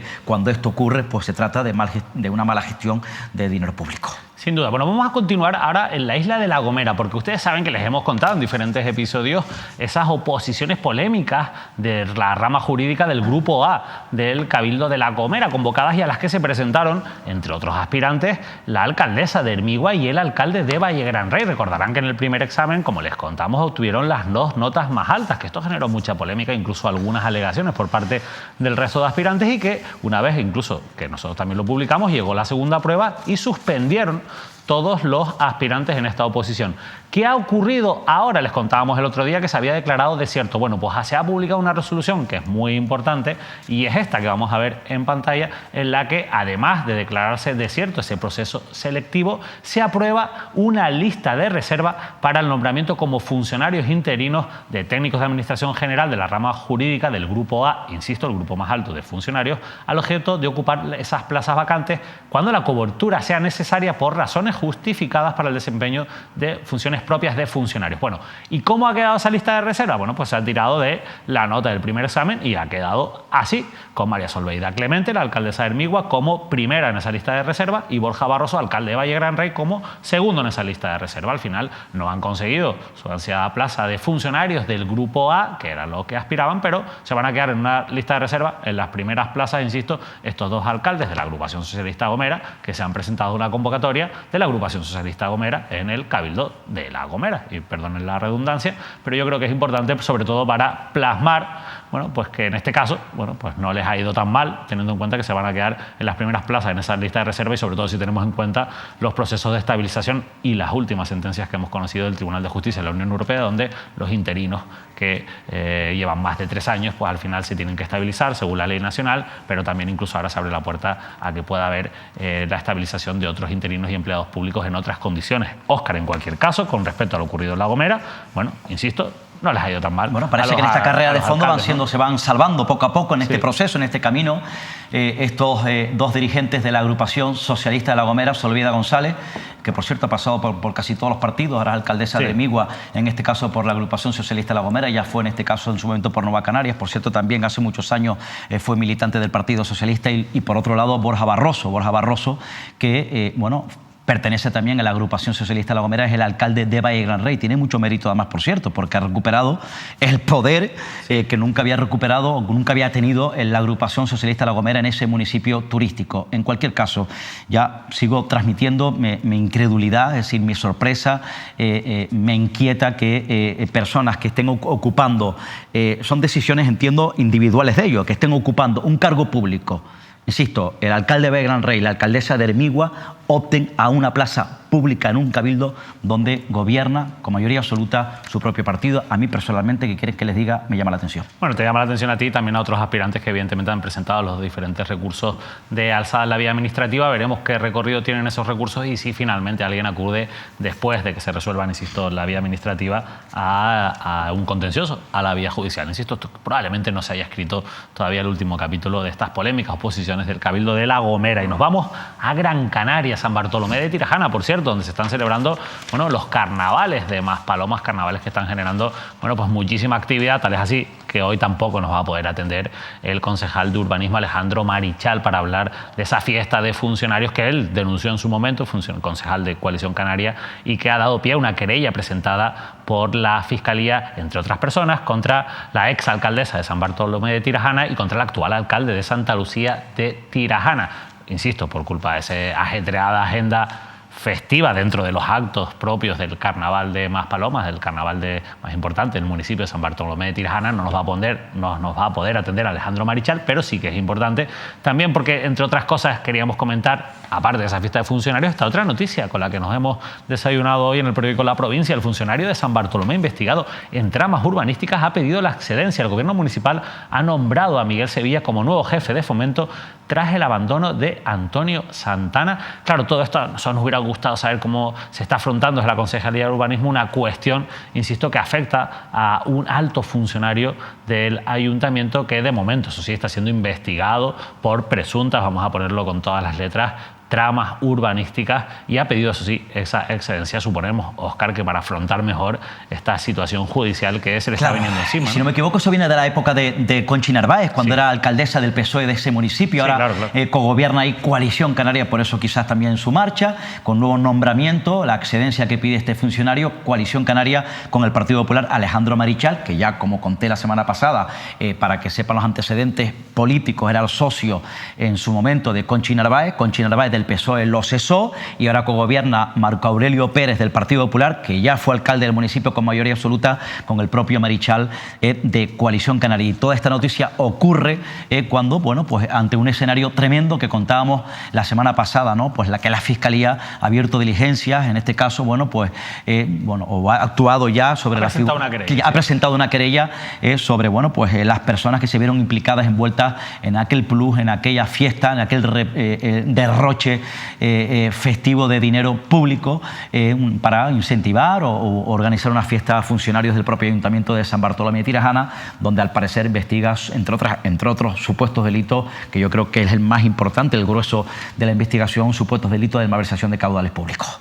Bueno, vamos a continuar porque también el pasado jueves les comentábamos nuestra intención, después de abordar un asunto que ha generado cierto debate social, como es el paso y la manifestación que han hecho esas movilizaciones desde el sindicato Comisiones Obreras en contra del cambio de gestión de la residencia de mayores del Ayuntamiento de Gáldar, que, como saben, pues según Comisiones Obreras se va a privatizar, se va a externalizar ese servicio para que lo gestione una empresa privada. Y bueno, eso ha generado esas protestas, insisto, de trabajadores y trabajadoras de Comisiones Obreras, porque entre otras cuestiones ellos consideran que esto va a afectar al servicio. Nosotros les decíamos el jueves que íbamos a intentar que hoy alguien del Ayuntamiento respondiera a esa posición que tiene Comisiones Obreras y nos explicara sobre todo por qué para el Ayuntamiento es necesario dar este paso. Finalmente han decidido que no nos van a atender desde el Ayuntamiento de Gáldar y yo quería simplemente comentar con ustedes en aras de la transparencia el mensaje que nos han enviado, porque ahí sí que, bueno, nos dan algunas claves de lo que han hecho en las últimas semanas. No vamos a hacer más declaraciones, nos dicen desde el Ayuntamiento de Gáldar, sobre este asunto. Se han celebrado asambleas con los familiares de usuarios y han aprobado el nuevo modelo de gestión. Se refieren, insisto, a esos familiares de los usuarios. Ayer hubo otra reunión, ayer lunes, con los trabajadores y ya está adjudicado el nuevo servicio. Hemos explicado lo suficiente el nuevo modelo y es un asunto que ya está superado. No seguiremos dando coba a un sindicato. Bueno, esta es la versión oficial que nos trasladan desde el Ayuntamiento de Gáldar. Nosotros le ponemos sobre la mesa todas las versiones, ya ustedes hagan sus propias conclusiones. Continuamos en Gran Canaria porque esto ya empieza a ser tradición. De nuevo, un nuevo retraso del proyecto de la Metro Guagua que indigna a vecinos y comerciantes por esas obras que tenían una hoja de ruta y que se siguen incumpliendo, insisto, en el Ayuntamiento de Las Palmas de Gran Canaria. Lo contaba también el periódico La Provincia. La Metro Guagua vuelve a atascarse en el istmo de Santa Catalina. La parada subterránea de Santa Catalina sigue pendiente de un modificado del proyecto ante la mayor inestabilidad de la prevista en el terreno. Los carnavales también han retrasado las obras en Eduardo Benot y en Juan Rejón. Insisto, nuevo retraso de las obras, un problema en este caso con respecto, bueno, a que hay que modificar el proyecto, porque cuando ustedes saben que este tipo de paradas subterráneas, de infraestructuras, bueno, pues al final hay unas previsiones y después cuando al final se meten las palas, pues se descubren cosas que obligan a reforzar, por ejemplo, las medidas de seguridad y a tomar otras medidas, pero al final todo esto provoca retrasos en un proyecto que tiene el consenso de todos los grupos del ayuntamiento, pero que está generando, bueno, pues muchos trastornos, sobre todo en temas de tráfico, en temas de organización y de planificación para comercios y vecinos que tenían una idea, un cronograma, digamos, y que no pueden alterando seguir, ¿no? La rutina diaria de la ciudad, ¿no? Y alterando pues algunos otros proyectos, ¿no? Otras iniciativas, como saben, pues lo que ha provocado, ¿no? Primero con las Navidades, con las fiestas de Navidad y también ahora recientemente con los carnavales.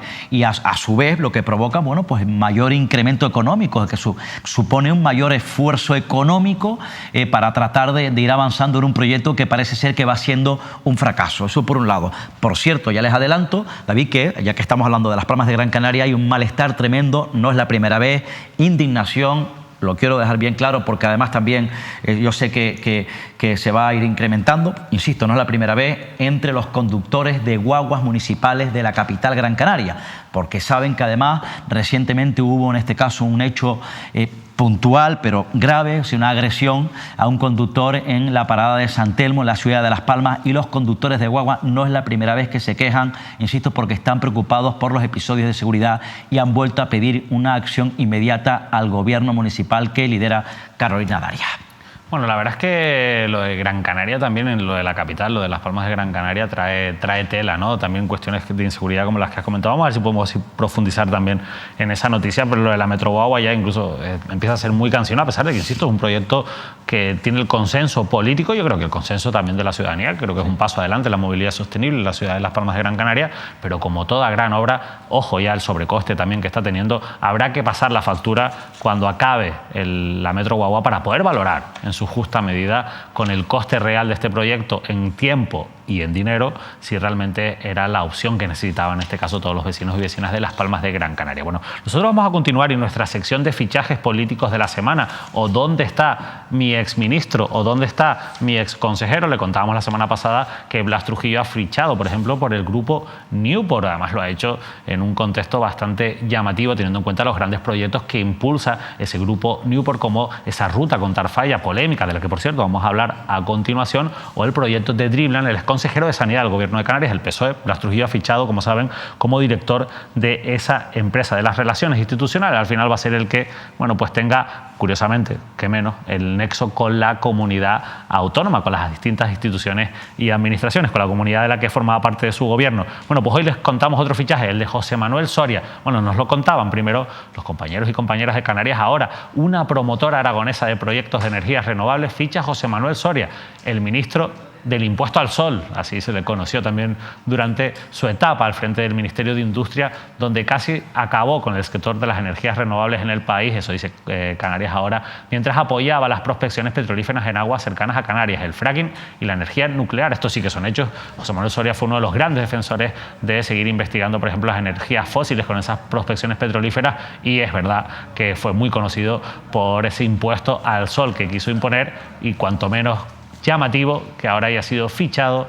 por una promotora aragonesa, sobre todo una empresa de energías renovables. Sí, ¿no? Desde luego, llamativo, ¿no? Bueno, son las puertas giratorias que no se cierran, ¿no? Y aprovechan las empresas, las grandes empresas, a personajes con influencia, en este caso, que han tenido influencia en la vida económica, social y política de Canarias. ¿Qué les voy a contar? ¿Quién es la figura del señor Soria? Bueno, pues su última etapa fue ministro de Industria del gobierno de Mariano Rajoy.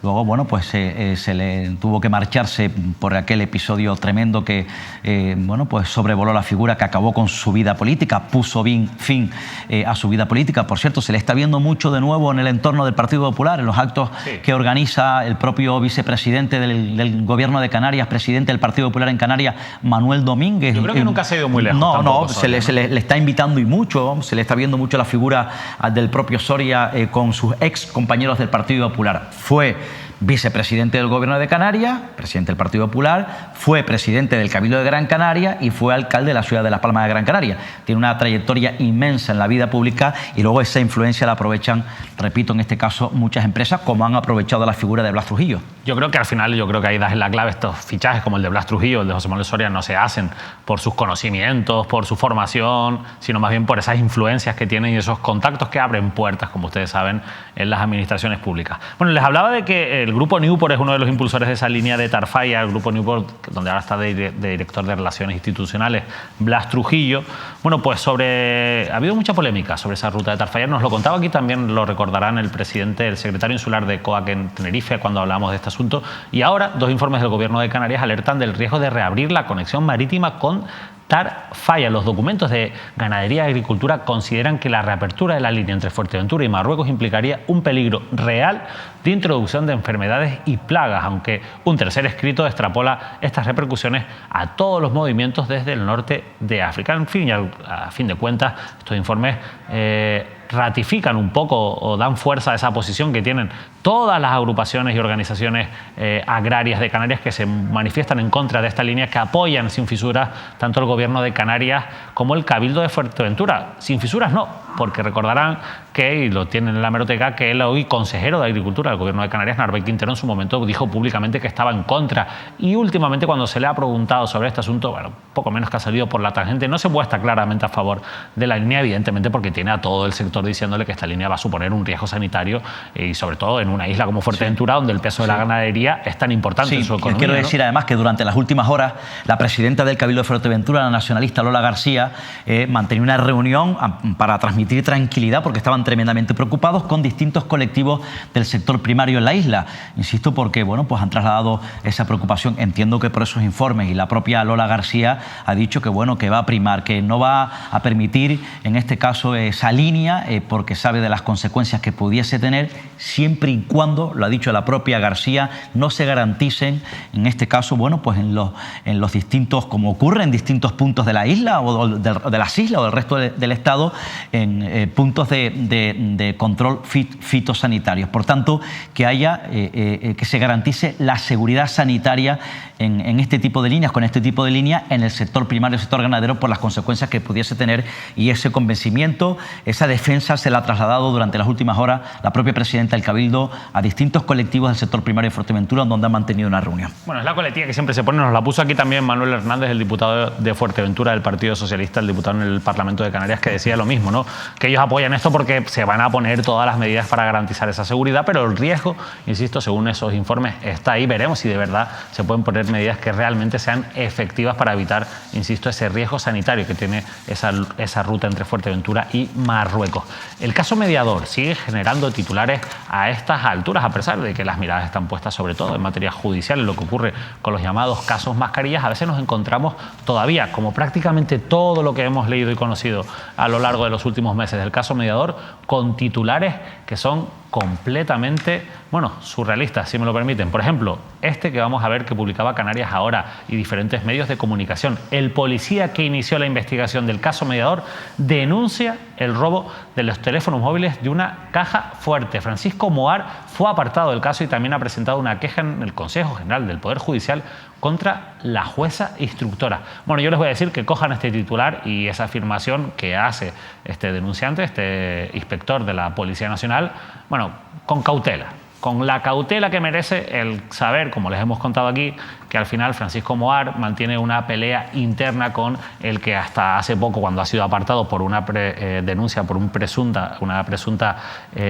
acoso, a la que era su pareja, un presunto delito, de violencia de género contra la que era su pareja, bueno, pues mantienen una pelea encarnizada interna dentro de la Policía Nacional. Estas dos personas, insisto, el que era comisario provincial en Santa Cruz de Tenerife, con el que era inspector y era el responsable de la Policía Judicial y del caso de la investigación del caso mediador. Lo digo porque al final, cuando ocurren este tipo de situaciones en las que hay dos partes y dos versiones, sin entrar, por supuesto, en esa denuncia de violencia de género que ya está investigando los juzgados, al final hay que tener cuidado con todo lo que se publica, con todo lo que se dice por una de las partes o por la otra parte. Bueno, todo esto hay que ponerlo o tratarlo con muchísima cautela, teniendo en cuenta que, por ejemplo, en esa denuncia por presunta violencia de género participó este propio inspector que ha denunciado ahora el robo de sus móviles de una caja fuerte de una comisaría de la Policía Nacional, porque fue quien entregó el pendrive con las pruebas que demuestran que hubo esos episodios de violencia de género, insisto, investigados ahora mismo por la justicia y que le han costado de momento el puesto al comisario provincial de Santa Cruz de Tenerife. Óscar, asunto delicado. Sí. Es verdad que es muy grave lo que denuncia este inspector, el robo de sus móviles, pero también es verdad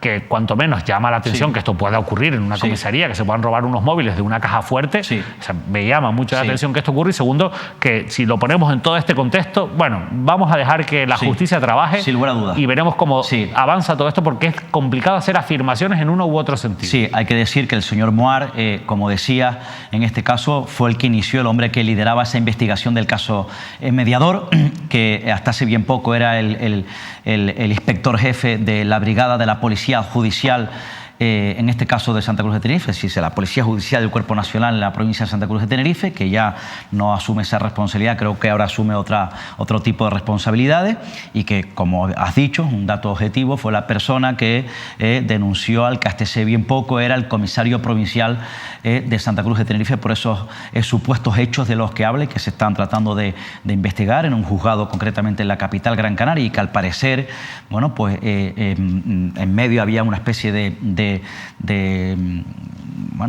conflicto laboral del propio Moar con el que fue comisario provincial de la Policía Nacional. Lo digo porque el comisario provincial parece ser que, bueno, pues apartó o quitó de esa responsabilidad, de esa investigación del caso Mediador, porque al parecer, insisto, se lo pidió al comisario provincial, la jueza que instruye el caso, por, al parecer, insisto, supuestas filtraciones, o porque no le estaba gustando, al parecer, a la jueza, bueno, la forma en la que estaba llevando la investigación. Bien, esto es lo que en principio ha trascendido durante todo este tiempo. Aquí lo que al parecer, según apuntan esas informaciones, que el señor Moar denuncia ese supuesto o presunto robo de esos 2 teléfonos móviles claves en la investigación, en la instrucción de una caja fuerte. Desde luego habría que ver, entiendo yo que habrá una investigación, no sé si interna a la policía o judicial, para ver qué ha podido ocurrir con esos 2 móviles. Insisto, yo, si me preguntas mi opinión, es decir, como ciudadano, como periodista o como espectador de ese escenario, de esa información también como ciudadano, a mí me cuesta creer, sinceramente, a mí me cuesta creer que se roben, ¿no? Que alguien robe de una caja fuerte, en este caso, algo, 2 móviles que son claves de una investigación interna de la Policía Nacional, claves para una instrucción. Pero insisto, yo no soy nadie para decir si os ha podido ocurrir o no. Para eso habrá, repito, porque ha presentado una denuncia, una investigación judicial para ver qué ha podido ocurrir con esos teléfonos móviles que supuestamente, según el señor Moar, ha sido denunciado. Y luego, por otro lado, según han publicado, parece ser que ha presentado una queja ante el Poder General, el Consejo del Poder General Judicial, porque, bueno, parece ser que entiende el señor Moar, según esas informaciones, que no actuó legítimamente la jueza cuando le apartó de esa investigación. Repito, estos son informaciones que trascienden a través de otros medios de comunicación. Dicho lo dicho, a mí, insisto, esto es información que publican. Ahora quiero analizar o aportar mi opinión. A mí lo que me preocupa es que parece ser incluso que durante todo este tiempo se ha estado produciendo una guerra interna, en este caso una división interna, fisuras internas entre el señor Moar, parece ser, y los miembros, agentes, el grupo, el equipo de delitos tecnológicos del Cuerpo Nacional de la Policía en Santa Cruz de Tenerife. Insisto, entre el señor Moar, porque son informaciones que se van publicando, y, repito, miembros, agentes del grupo de delitos tecnológicos, que son claves, que han venido siendo claves y son claves en la instrucción, en la investigación del caso Mediador. Y desde luego a mí me parece eso muy preocupante, muy peligroso. Y además, entiendo además que la opinión pública, la ciudadanía, puede estar inquieta, puede tener sus dudas, puede tener incertidumbre, porque estamos hablando que son claves para una instrucción de una investigación de una envergadura como esta. Y la gente se podrá preguntar, este tipo de guerras, de enfrentamientos entre jefes, entre el señor Moar o agentes o miembros de la unidad de delitos tecnológicos, ¿podría entorpecer, dañar la instrucción de una investigación como esta? ¿Podría o no podría? Pero que esa pregunta se los podrán estar haciendo los ciudadanos y podrían estar preocupados. Eso es lo que a mí realmente preocupado. Y yo insto, que si me permiten, desde Mírame Televisión hasta la noche, que para evitar este tipo de dudas, de incógnitas y estos enfrentamientos de la cúpula policial, insisto, ante instrucciones, investigaciones tan delicadas como esta que dirige una jueza de Santa Cruz de Tenerife, creo que alguien tiene que actuar, y eso le corresponde a la subdelegación del Gobierno y a la delegación del Gobierno. Bueno, sin duda, evidentemente que este tipo de cosas pasen dentro de la Policía Nacional es para preocuparse y se deberían tomar las medidas, y esperemos que se tomen. Evidentemente esto requiere de tiempo, requiere de investigaciones, de expedientes, pero esperemos que se tomen para que se puedan aclarar las cosas y sobre todo para que no se entorpezcan investigaciones tan delicadas como, por ejemplo, la del caso Mediador. Vamos cerrando ya el programa, pero hay cambios en la radio Televisión Canaria. Se los hemos venido algunos contando en los programas, sobre todo, evidentemente, ustedes saben que cuando hay cambios de gobierno suele haber cambios también en las direcciones de los entes públicos. Hubo un cambio ya en la administración general que pasó de Francisco Moreno a María Méndez, insisto, con el cambio de ejecutivo, y ahora, bueno, pues hemos conocido este titular en Canarias. Ahora el gobierno canario despide al director de la radio pública, Miguel Guedes, y destituye a la directora de informativos de Televisión Canaria, Malole Aguilar. Bueno, lo cierto es que ahora, evidentemente, estos ambos puestos, el del director de la radio como el de la directora de informativos, tienen que salir a concurso en el que, bajo una serie de requisitos de transparencia, de méritos, de publicidad, se podrán presentar los profesionales que consideren oportuno. Es verdad que ya se están dando, como suele ser habitual, en algunas quinielas algunos nombres. Quizás lo más llamativo de esto, insisto, es que cada vez que hay un cambio de gobierno tenga que haber un cambio de los responsables y de los directores de una radio-televisión pública tan importante como la de Canarias. Por cierto, en el caso de Malole Aguilar, hay que decir que nosotros contamos aquí en este mismo programa pues todas esas irregularidades que se detectaron en el expediente cuando se convocó ese concurso que ganó el periodista Juan García Luján, y que, sin embargo, por un cambio de criterio de última hora decidido por el exdirector, el ex administrador de la Radio Televisión Canaria, Francisco Moreno, bueno, pues finalmente obtuvo Malole Aguilar ese puesto de directora de informativos. Pero igual que esto es información que se los contamos aquí de manera minuciosa y durante varios programas en Canarias al Día, también es verdad que personalmente, y esto es una opinión, yo creo que en los últimos años se ha visto una mejoría importante de la calidad periodística de los servicios informativos de la Radio Televisión Canaria. Sí, yo espero que en este caso, bueno, pues desearles mucha suerte a los dos compañeros. Creo que han hecho un buen trabajo, un brillante trabajo durante todo este tiempo, y a las personas que vayan a asumir la responsabilidad tanto en la radio como en la tele, informativamente hablando, y en cuanto a su gestión, desearles suerte también, y que luego traten de estar a la altura, en este caso, de los espectadores y de los trabajadores del ente público Radio Televisión Canaria. Bueno, nos sumamos a esas palabras de Óscar Martín, y para cerrar el programa, una trágica noticia desde la isla de Lanzarote, porque seguramente ustedes han estado al tanto de ese atropello mortal que le ha costado la vida a un bebé y ha dejado a 6 personas heridas, 2 de ellas de gravedad. Bueno, pues hoy hemos conocido en Diario de Lanzarote y en otros medios de comunicación que la conductora del atropello mortal es una joven que iba ebria y drogada. Se trata de una mujer de 23 años de origen británico y residente en Playa Blanca. Óscar, un suceso que ha conmocionado a Canarias, pero también a nivel nacional, porque ha sido noticia, por supuesto, a nivel nacional. Triste noticia, insisto, este atropello mortal de una joven que por parte de una joven que ha costado la vida a un bebé, ¿no? Sí, desde luego esto ocurría en la tarde de ayer, a primera hora de la tarde. En este caso, bueno, un atropello múltiple con 8 implicados.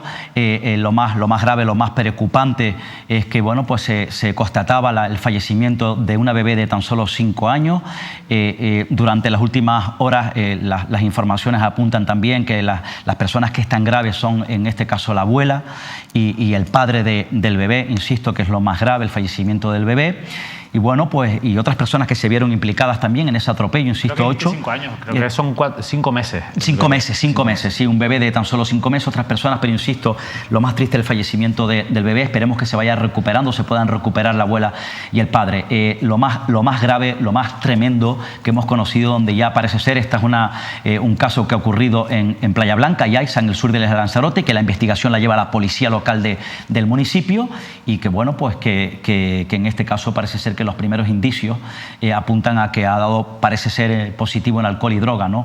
Bueno, fue detenida y parece ser que está en libertad provisional a la espera de pasar a disposición judicial, pero insisto, de momento, según las últimas informaciones a lo largo de la tarde, en libertad provisional, pero luego se enfrenta a una situación tremendamente complicada. Hay que decir que el Ayuntamiento de Yaiza ha declarado varios días de luto. De aquí, desde luego, un abrazo fuerte para todos los familiares, para todo su entorno y sobre todo para cada uno de los vecinos y vecinas de este municipio de Lanzarote, insisto, por el fallecimiento ayer de una bebé de tan solo 5 años, una situación, un episodio, 5 meses, un episodio tremendamente grave. Bueno, episodio tremendamente grave con el que tenemos que cerrar el programa. Nos sumamos, por supuesto, a todo ese mensaje de solidaridad para las familias, bueno, qué menos que decirles, ¿no? Que hay que tener mucho cuidado al volante y sobre todo, bueno, pues no conducir cuando se consume ningún tipo de sustancia que pueda perjudicarnos lógicamente en la conducción. Eso al final cuesta muchas vidas en las carreteras y yo creo que es uno de los grandes males que tenemos en nuestra seguridad vial. Bueno, nos despedimos.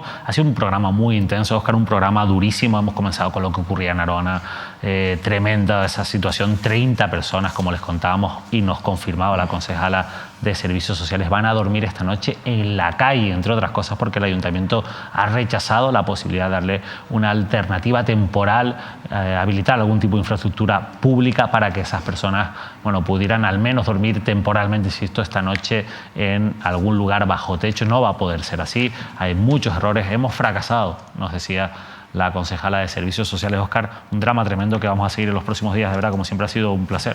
Sí, desde luego, es tremendo, es un asunto, yo creo que lo más grave que está ocurriendo durante las últimas horas, hay que hacerle un seguimiento y yo espero que las autoridades, la administración, el Ayuntamiento de Arona, el Gobierno, el Cabildo Insular de Tenerife, que sea quien tenga algún mínimo de responsabilidad, trate de manera inmediata en las próximas horas de darle cabida a buscar el camino para salvar a estas familias que, insisto, atraviesan un momento muy duro, muy complicado.